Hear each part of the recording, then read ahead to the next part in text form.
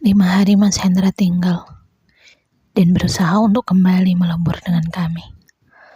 Melangkah maju untuk mensejajarkan langkah.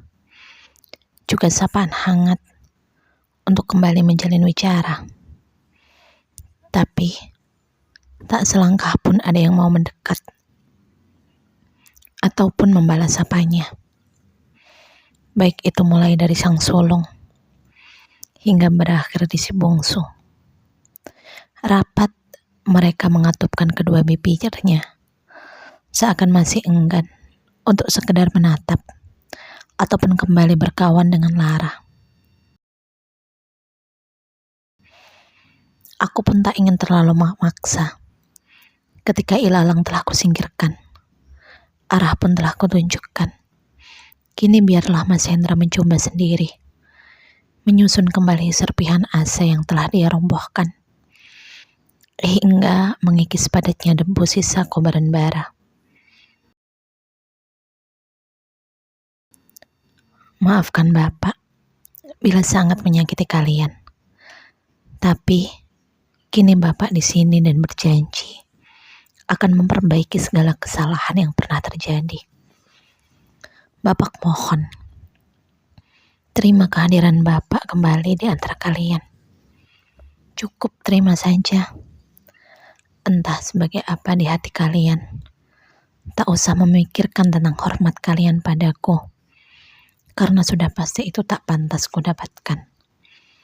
Ungkap Mas Hendra dalam pedihnya penolakan. Alih-alih mendapatkan balasan kata, anak-anak serentak bangkit dan meninggalkan sarapan yang telah berpindah ke perutnya. Kutatap Mas Hendra yang tertunduk lesu menekan pilu. Tetesan bening menyeruak dari kedua sudut netra. Dengan tergesa, punggung tangan yang sudah menua itu pun menghapus untuk menyembunyikan Lara. Tapi tegas air mata itu menunjukkan betapa pedih luka yang menghimpit rongga dadanya. Aku tahu betapa sakitnya dibiarkan dalam keheningan. Bahkan lebih nyaman dicaci dengan 1000 serapah daripada dibiarkan tanpa sapa. Kurapatkan kelopak mata dalam-dalam, menekan kembali pilu yang berselimut ragu atas pengabulan pinta yang tak henti diucap sebagai sia-sia belaka.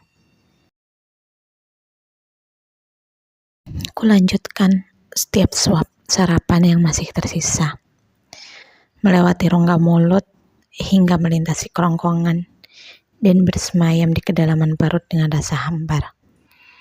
Meski tak henti Mas Hendra mengucapkan akan nikmatnya masakanku, tapi kalimat itu hanya seperti angin yang melintasi runguku. Bu, terima kasih telah mengizinkanku untuk kembali ke rumah ini. Meski belum kuraih secuil pun hati dari mereka, tapi aku berjanji tak akan pernah berhenti untuk mendapatkannya. Tutur Mas Hendra mencoba menjalin suara.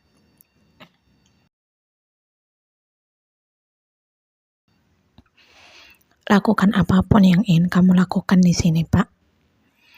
Usahakan apapun yang mungkin masih bisa kamu dapatkan di rumah ini. Tapi keputusan tetap ada padaku dan anak-anak. Apakah masih mampu menerimamu atau memilih untuk mengusirmu? Tandasku tanpa menatap. Meski aku tak mampu bersikap tegas, tapi setidaknya masih bisa menikam jantungnya dengan lidahku. Tak bisakah kau membantuku untuk merebut kembali hati mereka, Bu? Lirih Mas Hendra tertangkap samar di runguku. Kenapa aku harus membantumu, Pak? Kau sendiri yang telah menghancurkan cinta yang telah kutanam semenjak mereka berada di kandungan. Lalu, untuk apa aku kembali membangunnya? Bahkan mereka sudah sangat mengerti Mana yang pantas diberi hati, dan mana yang lebih baik disingkirkan, bukan? Tandasku, sembari mengunyah sarapan terakhir sarapanku. Aku paham kenapa kalian sangat membenciku. Bahkan mungkin dirimu pun mulai ragu atas keputusan itu, membiarkan aku kembali ke rumah ini. Tapi aku janji akan menghapus segala keraguanmu itu, Bu. Aku janji. Tekan Mas Hendra yakin. Baguslah kalau sudah paham, ucapku sembari berlalu meninggalkannya, tenggelam di telaga nestapa.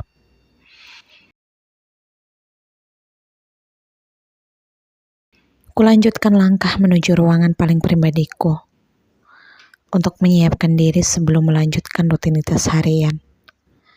Mengizinkan Mas Hendra kembali ke rumah ini bukan pula kuberikan izin untuk memiliki kamar kami. Kamar tamu kini telah menjadi ruangan pribadi Mas Hendra. Pun begitu, dia pun tak keberatan, bahkan tak henti berucap terima kasih dari mulutnya.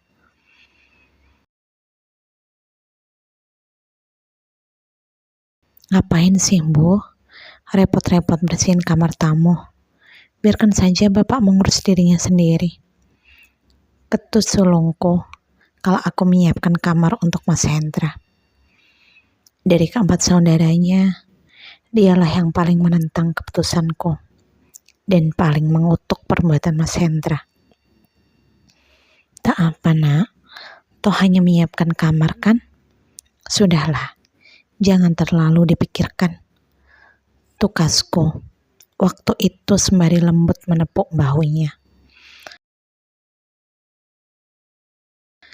Berharap dia mau mengerti, meski bukan untuk menerima. Aku hanya berharap ini bisa menjadi pahala baktiku sebagai seorang istri, sebelum akhirnya benar-benar menyeret lelaki itu keluar dari rumah ini.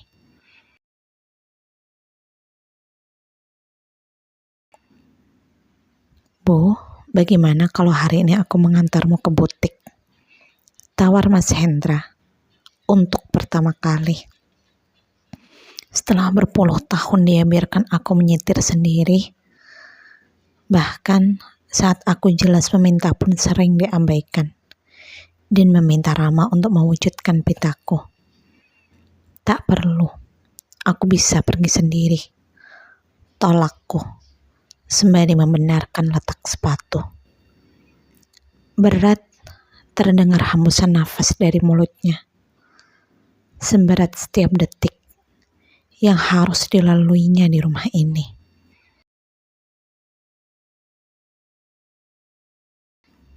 Baiklah, bagaimana kalau siang ini kita makan bersama, Bu?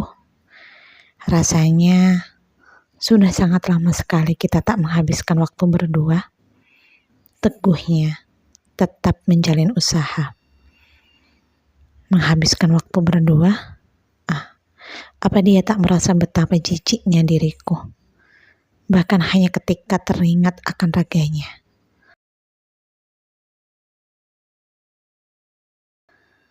Atau bahkan dia masih memiliki nyali untuk menepuk dada dan mengatakan, akulah sang raja yang harismanya tertulis di keabadian dengan ketampanan rupa yang kekal sempurna.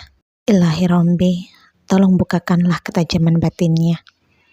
Tunjukkanlah jalan agar dia tidak terlalu lama terjerembab di telaga keangkuhan. Tidak bisa, Pak. Hari ini jadwalku sangat padat. Kurasa tak ada sedetik pun waktuku untukmu. Elakku dan bersiap untuk berlalu. Bu, seru Mas Hendra, mencoba menahan langkahku. Panjang, ku hela nafas sebelum akhirnya menghembuskan pelan. Entah apa yang diinginkannya, hingga tak henti berkata-kata. Ku putar badan dan berhadapan kembali dengannya yang 10 cm lebih tinggi dariku itu. Apa, Pak?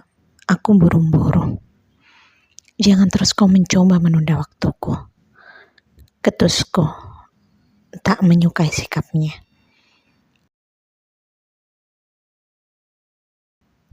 Jangan lupa, tak pernah sedetik pun aku berhenti memikirkanmu. Tuturnya dengan diiringi senyum simpul. Hampir saja tawaku meledak melihat sang senja yang mencoba mengutarakan rayuannya. Apa seperti itu pula yang selalu diucapkannya untuk Kaida? Tak merasa risihkah daun muda itu? Bisikku di kedalaman hati yang diutarakan dengan senyum asam. Jelas aku tak akan lupa, Pak, akan hatimu yang tak henti mengemis padaku. Tapi ingatlah, kini semuanya tak ada arti untukku. Atas matinya seluruh rasaku untukmu. Balasku, sembari meninggalkannya yang menelan kembali pahit salifah. Kuhidupkan deru mesin mobil dengan tingkah congkak. Tak apakan, sedikit meninggikan hati di hadapan pengkhianat itu. Mas Hendra pun menatapku nanar, hingga mobilku keluar gerbang, tanpa sedikit pun melangkah ataupun memutar badan. Sepertinya dia memang sedang kukuh dalam usahanya.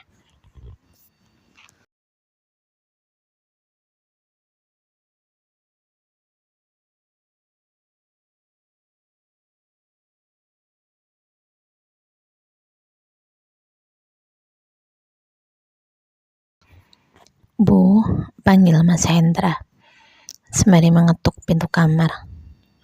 Kulirik jam yang tergantung di dinding. Jarum pendeknya tepat di angka 10. Aku pun mendengus kesal. Entah apa yang dia inginkan, hingga harus mengetuk pintu kamarku semalam ini. Derap langkah kasar terdengar, menandakan akan enggannya tubuh ini beranjak. Kubenarkan beberapa helai rambut yang menutupi wajah, bukan untuk berbenah, tapi hanya ingin memastikan betapa rupawan yang kumiliki mampu kembali membuatnya nelangsa. Ada apa, Pak? Sapaku, begitu daun pintu terbuka. Namun, aku terhenyak. Mas Hendra berdiri dengan mengapit buket bunga astar putih dan mawar merah di lengan kanan. Juga kuetat di tangan kiri. Otakku seketika lumpuh. Aku mundur satu langkah. Kembali mengatur gemuruh degup jantung yang tak beraturan. Untuk apa dia melakukan semua ini? Lirihku dalam gamang. Mas Hendra pun melangkah maju, melemparkan senyum yang entah untuk apa. Tangannya mencoba mengangsurkan bunga yang sedari tadi diapitnya padaku. Kuterima itu dengan tangan gemetar, berharap dia tak melihat butiran kristal yang menghiasi sudut netra. Selamat hari ulang tahun pernikahan kita, Bu. Maaf untuk waktu yang terlambat. Tapi aku berharap tak sedikit pun menyurutkan kebahagiaan kita. Lirih Mas Hendra menatap lembut.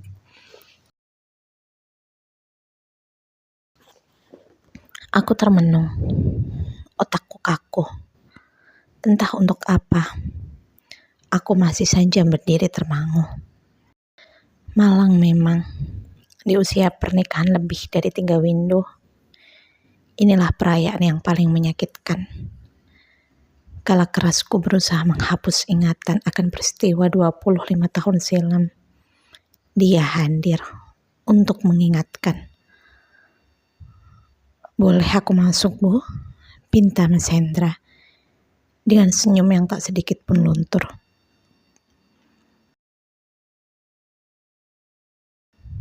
Kupalingkan wajah ke sisi lain, mengerjap, menghilangkan jejak kristal di sudut netra.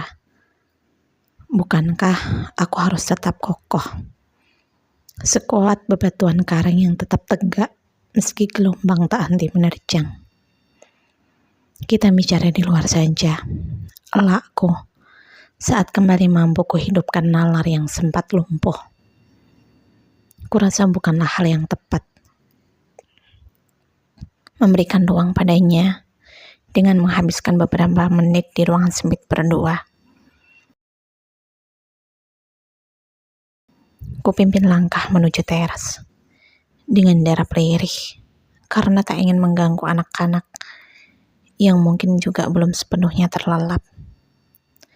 Kutaruh buket bunga yang terlihat rupawan itu, namun tak mampu nawan rasaku ke nakes yang tersedia di teras.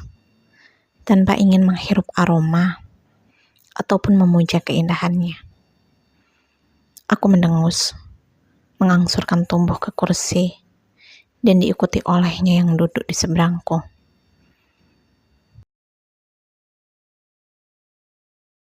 Aku bahagia, Bu, masih diberikan kesempatan untuk mengucapkannya padamu. Hal yang paling aku syukuri kini, saat kupikir telah mati di dasar jurang, dirimu hadir mengulurkan tangan. Entah seberapa sakitnya dirimu, tapi tak sedikit pun menghilangkan baiknya perangaimu. Andai ada sisi untukku menghapus laramu, akan kutempuh, meski menukar dengan nyawaku, Bu. Sungguh, sesalku tak bertepi akan semua keburukan yang telah melukaimu. Tutur Mas Hendra gemetar. Kususut sudut netra yang tak mampu lagi kubendung derai air mata. Pedih hati ini sungguh terasa menikam jiwa. Terima kasih untuk 25 tahun kebersamaan kita. Sungguh, jika aku kembali dihidupkan ke dunia, aku akan meminta engkaulah yang menjadi pendampingku. Jika kebersamaan ini hanya sebuah mimpi, aku berdoa, semoga tak akan pernah lagi kembali. Biarlah ku nikmati mimpi ini meski acuh yang kuterima. Tutur Mas Hendra dan menundukkan wajahnya. Hembusan nafas berat dan punggung tangan terangkat menyusut buliran yang tak mampu dibendungnya, menandakan akan pedih yang menimpa jiwa. Aku pun terisak, meremas bagian tengah dada yang terasa menyesakkan. Mengapa harus sesakit ini? Bukankah seharusnya aku tertawa melihatnya menderita? Kenapa aku tak bisa menikmati huru hara karma? Apakah aku telah gila? Dia yang salah. Dia pula yang hina. Tapi mengapa aku yang tak berhenti nelangsa? Ilahi Rampi, mengapa engkau begitu tak adil padaku? Setidaknya, lengkapi diriku dengan indahnya cita kemenangan. Lirihku meratap di telaga nestapa. Entah, aku harus tertawa bahagia atau menangis pilu. Tak henti aku bersyukur atas waktu yang kita habiskan bersama. Tapi di sisi lain, aku terus mengutuk pernikahan kita. Andai saja boleh meminta, aku ingin menghapuskan nama Aida yang kau bawa dan berdiri kokoh di antara kebahagiaan kita. Tapi aku tahu semua itu tak akan mungkin. Karena meskipun roboh, puingnya tetap tersisa. Lirihku di sela isak pilu. Ragu, tangannya pun mencoba meraih jemariku, menautkan celah di antaranya, dan erat menggenggam yang tak mampu terus kutolak. Sungguh, aku berjanji akan kembali menjadikan dirimu prioritas pertamaku. Tanpa ada Aida atau siapapun yang mampu memberikan sekat di antara kita. Meski harus kuhabiskan waktuku dengan menghamba padamu, sungguh aku rela, Bu. Tolong ikhlaskan hatimu untuk kembali menerima diriku. Meski aku tahu itu bukanlah hal yang mudah dilakukan, kecuali oleh orang dengan jiwa yang sangat besar. Dan aku yakin engkau ada di antara mereka, Bu. Tutur Mas Hendra lagi. Kutopang kepala di atas nakes dengan sandaran tangan, membiarkan derai di wajah yang seakan tak memiliki ujung. Mas Hendra pun bangkit, mendekatiku gamang, dan mencoba merengkuh tubuhku ke dalam pelukan. Setelah sekian lama, ini adalah pertama kali aku kembali merasakan pelukan Mas Hendra. Kembali meratap di dadanya dan mencurahkan segala lara. Tanganku mengepal, tak henti memukul dan mencengkram tubuhnya, melampiaskan segala sakit yang harus kuterima, berharap mampu berteriak ataupun melukai raganya, agar dia tahu betapa sakit ini mengikis jiwa. Namun,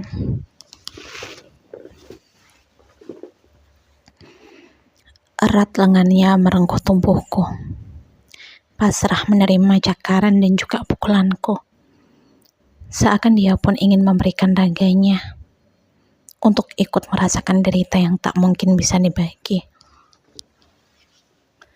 Maafkan aku, Bu. Maafkan aku. Lirihnya di sisi runguku.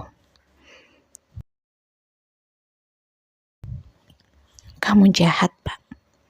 Mengapa tak kau bunuh saja diriku? Tandasku menggila. Kepalanya menggeleng kuat, merekatkan rengkuhannya. Tidak, Bu. Aku tidak bisa kehilangan dirimu. Jangan kau ucapkan kata itu. Sungguh, aku lebih takut Israel datang menjemput dirimu daripada diriku sendiri. Jika ada yang pantas mati, itu adalah aku. Karena engkau layak bahagia, Bu. Tutur Mas Hendra. Dan tak henti menggelengkan kepalanya. Aku terus menangis hingga tubuhku lemah, luruh ke lantai tak berdaya. Mas Hendra pun tersentak dan mencoba memapahku kembali duduk di kursi. Sehingga dia berlari dan kembali dengan segelas air putih di tangan. Minum dulu, Bu, tawarnya, mengangsurkan gelas yang digenggam. Tapi tanganku gemetar. Air itu bergoyang hampir terjatuh, hingga dia kembali membantuku untuk menyesap isi di dalamnya. Aku punya sesuatu untukmu, Bu, ucap Mas Hendra, setelah mampu kembali kukuasai jiwa. Tangannya terselip ke dalam saku celana, entah apa yang sedang tersembunyi di sana.